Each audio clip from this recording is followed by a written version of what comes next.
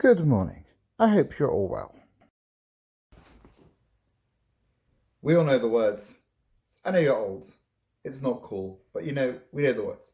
If you're happy and you know it, clap your hands. If you're happy and you know it, clap your hands. If you're happy and you know it and you really want to show it. Why do we learn that song? What's that about? Why is happiness so fundamental to our growing up, so fundamental to being alive that we all get taught this song when we're younger and we stamp our feet and clap our hands, and somehow it's cooler to show that you're happy than to keep it inside. Is there something wrong with happiness if it's not revealed outside? But surely you know you're happy when you're happy. So I never really got that song, but let me give you something that I hope will actually transform your life. There's an amazing book. The book is called this, Solve for Happy. It's absolutely brilliant. It's very, very smart. And perhaps over the coming weeks, I'll share with you why the author put it together. But for today, I want to share with you the wisdom in the opening chapter. And he says as follows: it doesn't matter if you're rich or poor, tall or short, male or female, young or old. We all want to be happy. That seems to be common characteristic. Now, what makes us happy will be different from culture to culture, but that we want to be happy, that we share with everybody on the planet. The definition of happy or happiness changes depending on where you live, but being happy, wanting happiness is something that we share with every single person. Nobody really wants to be sad. Now, don't get me wrong, I'm not saying that happiness is the purpose of everything, because clearly there are times when being happy is the wrong emotion. And really, as one of my teachers taught me one time, we shouldn't be called human beings because we're not meant to be one emotion. That emotion has to change throughout our lives. We have to adapt to the circumstances. If there's a tragedy, God forbid, then being happy is the absolutely wrong emotion. So I was taught we should consider ourselves human becomings. We should become whatever emotion is appropriate for the moment. But all things being equal, happiness is high on a priority level.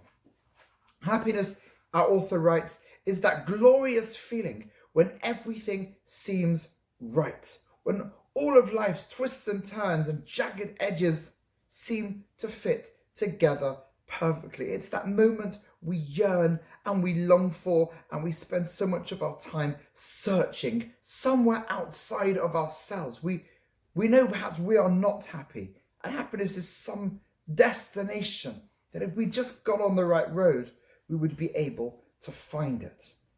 Whatever we choose to do in life is ultimately an attempt to find this feeling. If you work hard in school and do well in exams, you will then be able to go to the next stage and the next stage, and then eventually you will be happy, even if the process of getting there is not happy.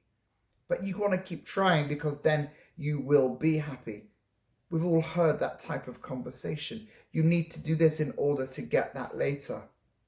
But is that true? Is happiness this vague destination that we all have to arrive at? So our author argues against that. He asks something so simple. Why should something so basic, that desire to be happy, be so hard to find? The truth is it isn't.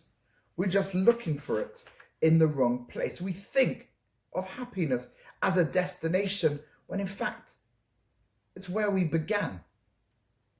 So we all know that there's a default state for all our electronic devices. Everything has the way it was manufactured. Well, how are babies manufactured, if we're going to borrow that term? So spend a little time with a human fresh from the factory. I know babies don't come from factories, in case you're wondering, but an infant or a toddler. Obviously, there's a lot of crying and fussing, but if you take away certain things that disturb the child, then essentially the child is happy. But the fact is, as long as the most basic needs are met, no immediate hunger, no immediate fear, no scary isolation, no physical pain, then they live in the moment perfectly happy. So really, happiness is who we are. It's not some place we have to get to. Take away things that might cause us pain and discomfort and give us reason to complain. And essentially, we are happy beings. But it's not only kids. The default state applies to teenagers and to adults too. Look back into your own experience. Summon up a time when nothing annoyed you, nothing worried you, nothing upset you. If you're struggling, just take a little bit longer to think about it. You were happy, calm, and relaxed. The point is, you didn't need a reason to be happy. You didn't need things in your life to make you happy. In the absence of pain, you were happy.